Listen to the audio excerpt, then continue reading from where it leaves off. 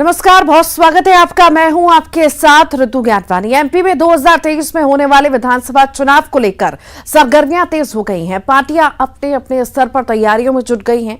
आने वाले विधानसभा चुनाव से पहले जनता के क्या है मुद्दे और क्या है समस्याएं, जानेंगे जनता की राय। लेकिन उससे पहले आपको बताते हैं कि टीकमगढ़ विधानसभा सीट के बारे में।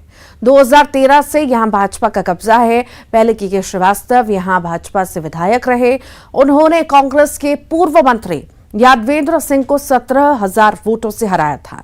उसके बाद 2018 में भाजपा पार्टी ने नगर पालिका अध्यक्ष रहे राकेश गिरी को मैदान में उतारा और उन्होंने कांग्रेस के नेता यादवेंद्र सिंह को चुनावी अखाड़े में हरा दिया।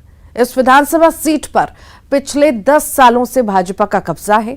टीकमगढ़ विधानसभा क्षेत्र में कितना विकास हुआ और यहां क्या मुद्दे हैं, क्या समस्याएं हैं, नेताओं के वादे कितने हुए पूरे और कितने रहे अधूरे। न्यूज़ 18 ने जानी जनता की राय। देखिए। नमस्कार, मैं हूं राजीव रावत। न्यूज़ 18 के खास कार्यक्रम में आपका स्वागत है।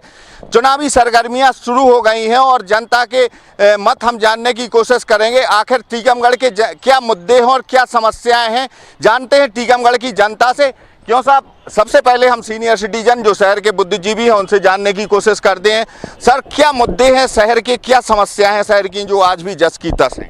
पिछली बार जब नगर पालिका के चुनाव हुए, उसके पहले एमएलए के चुनाव हुए, तो जनता को चुनाव के समय बहुत से जो है वो बातें बताई जाती हैं कि हम व्यवस्थित रूप से नगर का, शहर का, ग्रामीण क्षेत्रों का विकास करेंगे। ये स्कूल होंगे, स्कूल के पास पार्क होंगे, पार्कों में जो है वो बच्चे जो है वो अपने रहेंगे।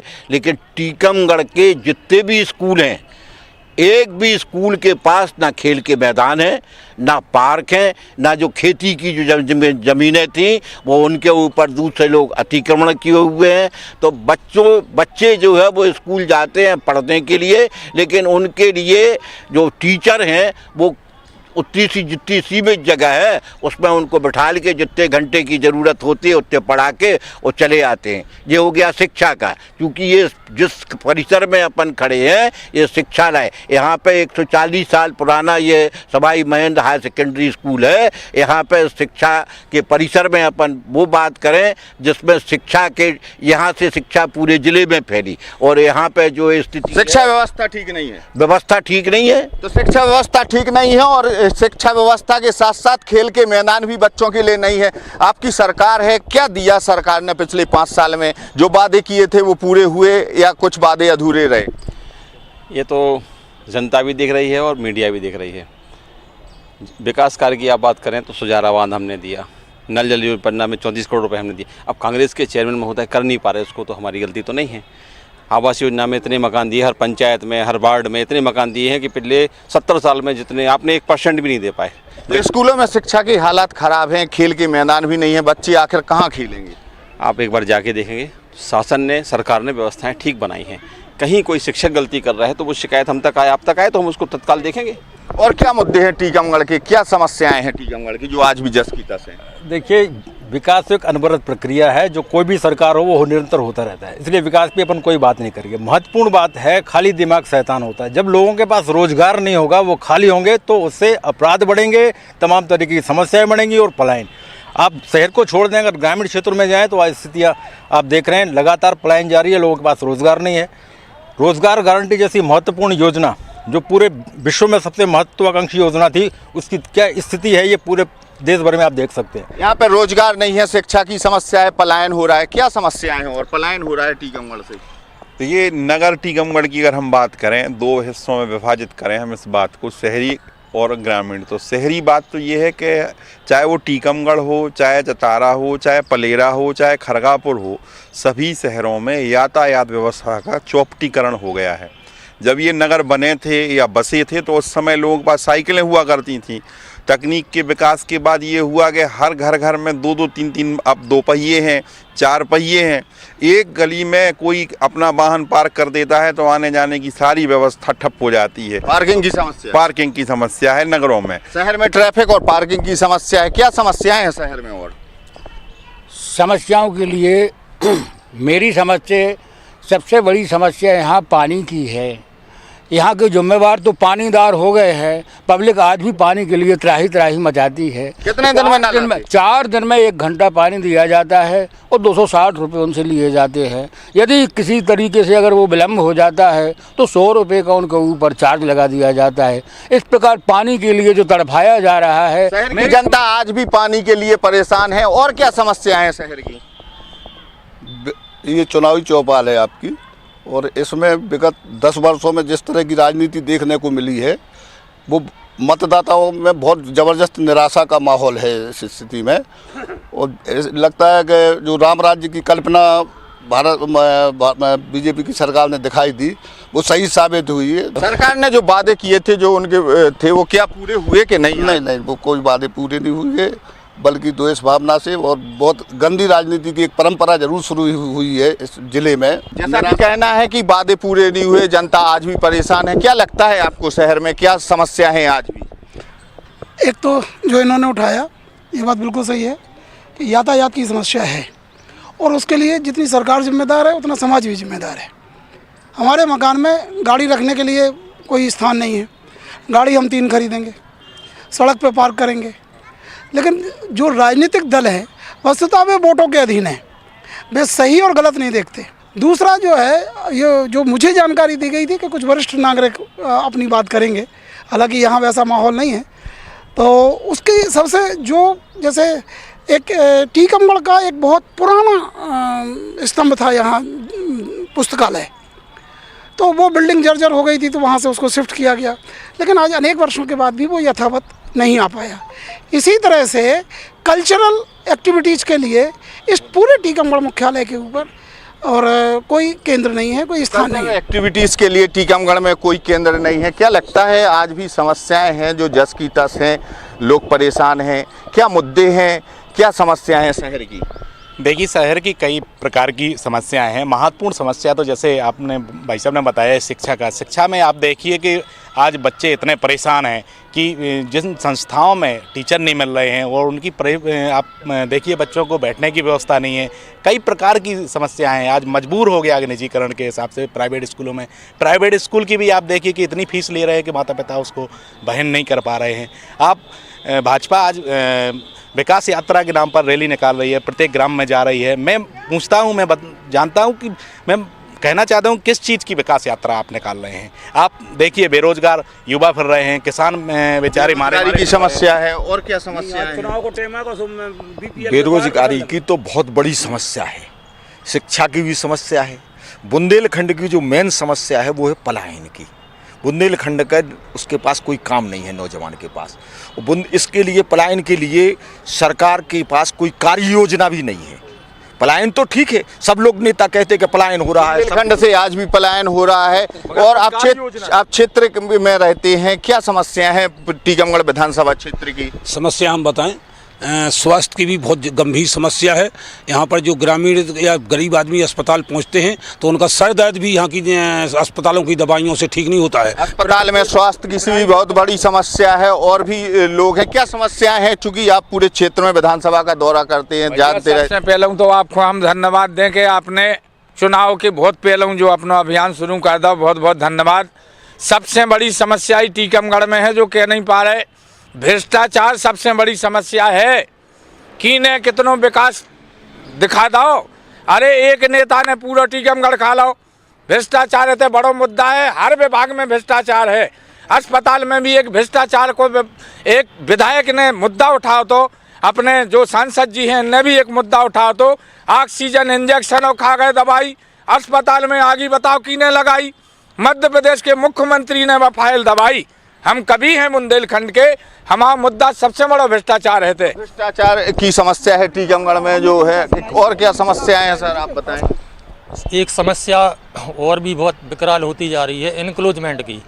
आप देखिए, जगह जगह जाम लग रहे हैं, लोग बाग परेशान हो रहे हैं, एम्बुलेंस के लिए जगह नहीं है। ये बहुत बड़ी समस्या है, इसके लिए भी कुछ करना चाहिए। तो शहर की सड़कें सक्रिय हैं और ट्रैफिक ज़्यादा है, तो ये भी बड़ी समस्या है। बताएं आप विकास जी, क्या समस्या है? शहर की जो सकरी सड़कों का मामला है, अभी हाल ही में हमारे केंद्रीय मंत्री और टीकमगढ़ सांसद द्वारा रिंग रोड की स्वीकृति कराई गई है। नेशनल हाईवे साइगढ़ से ओरछा तक जो निकलेगा, इसकी स्वीकृति अभी हाल ही में हुई है। इस प्रकार से कहीं ना पिछले कहीं 5 सालों में क्यों नहीं हो पाया? कोई भी चीज़ एक विकास एक सतत प्रक्रिया है। निश्चित तौर पर 5 सालों में क्यों नहीं हुआ, जो आज नहीं हुआ वो कल होगा, जो कल नहीं होगा परसों होगा। ये तो विकास निरंतर होता जा रहा है, जैसा कि भाजपा जो समर्थक हैं वो बता रहे हैं। क्यों साहब, क्या समस्या है शहर की? क्योंकि आप सीनियर सिटीजन हैं शहर में, आपके हिसाब से क्या समस्याएं हैं? सबसे बड़ी मुख्य समस्या इंक्रोचमेंट की है। चारों तरफ इंक्रोचमेंट फैला हुआ है। नगर पालिका प्रशासन उदासीन है। जहाँ से ट्रक निकल जाते थे वहाँ से टैक्सी भी निकल पाती है। यहाँ जिसको जगह मिलती इंक्रोचमेंट करे से कोई कार्रवाई नहीं होती है। तो आपकी नगर पालिका रही और आज भी वही समस्याएं हैं इंक्लोजमेंट की, क्या क्यों नहीं दूर कर पाए? आप याद कर लो 15-17 साल पहले का टीकोण गांव जैसा लगता था, शहर जैसा हमने बनाया। बीच में कोरोना काल आया, उसमें व्यवस्थाएं हुई। अब नगर पालिका कांग्रेस के पास है और कहाँ कैसी क्या व्यवस्थाएं होनी चाहिए ये व्यवस्था बना के हमने लिखित रूप से कई बार दी है नगर पालिका को। अब वो पालन ही नहीं करा पा रहे। फंड हम दे रहे हैं ना, लगातार हर चीज़ का फंड दे रहे हैं, वापस हो जा रहा है फंड। जो समस्या है वो जस की तस है। और विनय भाई, क्या समस्या है? आप युवा हैं, आपके हिसाब से क्या होना चाहिए था जो नहीं हो पाया पिछले 5 सालों में? भाई साहब, सबसे पहले तो राम राम आपको कि एक छोटे से व्यक्ति को आपने बोले को मौका दो। सबसे पहले कि 56 साल से अपने टीकमगढ़ महाराज जूदेव जी की हॉकी टूर्नामेंट होते और संगे 8 साल से अमर शहीद महिला लेदर बॉल क्रिकेट टूर्नामेंट होते हैं जी में देश विदेश की टीमें होती हैं अपने टीकमगढ़ में। हम तो सरकार से जा पूछबो चाहूत कि 56 साल से बहु रहो, 8 साल से जो हो रहा कि जी बाहर से टीमें इनके रुकबे की व्यवस्था के लाने कायते दो टीकमगढ़ में नगर में काया सो दो कि जी में अपन बाहर से टीमें रोक सकें। अपन कहता हूँ पिछली बार अपन ने टूर्नामेंट कराओ तो खेल परिसर में जो रोको तो रात के 11 बजे पुटीनो काम करा दो। ये का मतलब को पुटीनो को काम करा? आने वाली जो टीम है उनके लिए तमाम अव्यवस्थाएं हैं। और साहब, आप बताएं कि आपको क्या लगता है कितना विकास होना चाहिए था जो पिछले 5 सालों में हुआ है, लेकिन कुछ समस्याएं आज भी जस की तस हैं, और क्या होना चाहिए? तो पानी की सुविधा होना चाहिए जिससे कि शौचालय लोग अपना प्रयोग कर सकें और स्वच्छता के क्षेत्र में अपन को तरक्की कर सकें। जब तक पानी की व्यवस्था नहीं होगी, जब तक स्वच्छता की कल्पना नहीं की जा सकती। नालियों का बनना बहुत ज़रूरी है। सबसे बड़ी ट्रैफिक की समस्या है। समस्याओं का अंबार लगा हुआ है। अगर सिलसिलेवार इनको ईमानदारी से प्रयास किया जाए तो समस्याएं बड़ी भी नहीं हैं, लेकिन इच्छा शक्ति का अभाव है। इच्छा शक्ति का अभाव है। और तमाम राजनीतिक दल रहे हैं, आप भी राजनीतिक दल से ताल्लुक़ रखते हैं, क्या लगता है कि पिछले 5 साल में जो समस्याएं हैं वो पूरी नहीं हो पाई हैं? आपकी नगर पालिका आप कांग्रेस की है, आज भी शहर में पानी की समस्या क्यों नहीं पूरी हो पा रही है?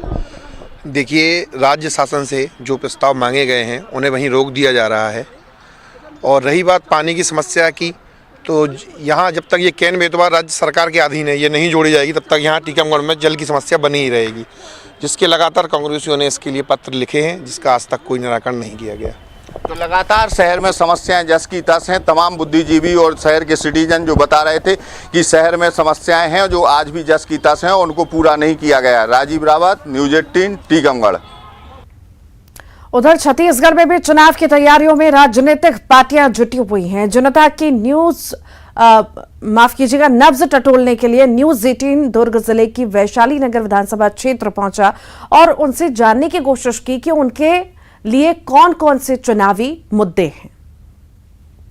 नमस्कार, मैं हूं मिथिलेश ठाकुर और आज हम दुर्ग जिले के सबसे महत्वपूर्ण विधानसभा क्षेत्र में खड़े हैं, जिसका नाम है वैशाली नगर विधानसभा। वर्ष 2008 में इसका उदय हुआ था। पहली जो यहां पर विधायक चुनी गई थी वो भारतीय जनता पार्टी की राष्ट्रीय महामंत्री रही हैं और अभी वर्तमान में राज्यसभा सांसद सरोज पांडे पहले यहां पर विधानसभा में जो विधायक चुनी गई थी। उसके बाद में लगातार जो है एक बार छोड़कर कांग्रेस का कब्जा रहा था। लगातार अभी 3 बार से जो है भारतीय जनता पार्टी के ही विधायक यहां पर बने हुए हैं। अब चूंकि चुनावी वर्ष आ चुका है और हम बातचीत करेंगे लोगों से। हम जिस जगह में खड़े हैं ये सबसे भिलाई का महत्वपूर्ण एरिया कहलाता है। वैशाली नगर विधानसभा के क्षेत्र का ये मार्केट है, जिसको पावर हाउस का मार्केट माना जाता है। काफ़ी बड़ा ये है और इस पूरे यदि मैं बात करूँ वैशाली नगर विधानसभा क्षेत्र की, तो ये मार्केट काफ़ी अहम रखता है, अपना योगदान रखता है। हम बात करेंगे, यहाँ पर हमारे साथ में बहुत से लोग शामिल हैं, हम सभी का यहाँ पर स्वागत करते हैं। और चलिए इस वार्ता को, इस चर्चा को हम आगे बढ़ाते हैं। 4 साल हो गए, 4.5, अब चुनाव आ गया है। किस तरह से देखते हैं, क्या मुद्दे रहे थे आपके, कितने आपकी अपेक्षाएं थी, क्या पूरा हुआ? लगभग मुद्दे वैसे ही हैं जिस तरह जो अपेक्षाएं हम लोगों ने वैशाली नगर विधानसभा को लेकर की थी, लेकिन लगभग चीज़ें वैसी की वैसी हैं, क्योंकि चूंकि हम लोग इस बाज़ार को बिलोंग करते हैं तो मार्केट को लेकर हम लोगों की जैसी संभावनाएं पहले हम लोग मानते थे, आज भी लगभग उसी यथास्थिति में हम लोग हैं। जो डेवलपमेंट या जिस तरीके से हम लोगों को विकास के मामलों में, व्यवस्थाओं के मामले में जो बाज़ार को जो इनपुट मिलने चाहिए थे, वो आज भी उस तरीके से नहीं मिल पाया है जो जितना रेवेन्यू, जितनी चीज़ें मार्केट जनरेट करके देता है नगर निगम को और सरकार को। क्योंकि फाइनेंशियली हम लोग लगभग हर मामले में जुड़े हुए हैं, चाहे वो एम्प्लॉयमेंट के मामले में हो। एक छोटा से छोटा दुकानदार भी कम से कम 2-3 लोगों को एम्प्लॉयमेंट देता है यहाँ पे। उसके बावजूद भी जिस तरीके से प्रशासन और शासन का ध्यान बाजार और व्यापारियों के प्रति होना चाहिए, वो आज भी वैसा अपेक्षित हम लोगों को नहीं मिलता है, लगातार प्रयास करने के बावजूद भी। जैसे इसी बाज़ार को आप देख लीजिए, लगभग वैशाली नगर क्षेत्र में देखेंगे तो छोटे बड़े करके कई बाज़ार आते हैं, लेकिन चूंकि आप जहां खड़े हैं पावर हाउस क्षेत्र का बाज़ार है, सबसे बड़ा मार्केट भिलाई का कहलाता है, लेकिन एक यूरिनल तक की व्यवस्था आज भी प्रॉपर तरीके से, चूँकि समय के हिसाब से महिला कर्मचारियों की संख्या बहुत बढ़ी है बाज़ारों में। पहले सिर्फ महिला कस्टमर ग्राहक होते थे, लेकिन इस बीच में महिला कर्मचारियों की संख्या मार्केट में बहुत बढ़ी है और एक प्रॉपर यूनियनल महिलाओं के हिसाब से होना चाहिए। लगातार प्रयास करने के बावजूद भी बीच में कलेक्टर साहब ने आश्वासन भी दिया कि हम यहाँ पे करते हैं, लेकिन अभी तक कोई डेवलपमेंट उस ओर नजर नहीं आया है। महत्वपूर्ण मार्केट है लेकिन यहाँ पर सुविधाएं नहीं है। चलिए, एक पॉइंट आया है। देखिए, अब फिर से आप मतदान करेंगे, समय आ रहा है, नज़दीक है, क्या मुद्दे होंगे आपके? हमारे मुद्दे हमेशा से ऐसे होते हैं कि सबसे पहले जो है आपसी सौहार्द जो है वो बना रहना चाहिए। मैं आपको बताता हूँ, 2008 से जैसे वैशाली नगर विधानसभा पटल पे आई है, उसके बाद से हमेशा से भाजपा का यहाँ से विधायक रहा है। एक बार निरंकारी जी विधायक रहे हैं और जब उपचुनाव हुआ था, हमेशा से एक चीज़ ये मानी गई है, उस समय का अगर पीरियड छोड़ दिया जाए तो आपसी सौहार्द अच्छा बना रहना चाहिए, जिसके लिए पूरी की पूरी कोशिशें की गई है और आज भी वातावरण वैसा का वैसा बना हुआ है। लेकिन अगर हम आगे जाके सोचें कि आगे समय में वैशाली नगर के लिए क्या क्या चीज़ें होनी चाहिए, तो ये जहाँ पे हम यहाँ पे खड़े हैं, ये वैशाली नगर का हार्ट है, वैशाली नगर विधानसभा का। और इसी के साथ ही फिलहाल के लिए बुलेटिन में इतना ही।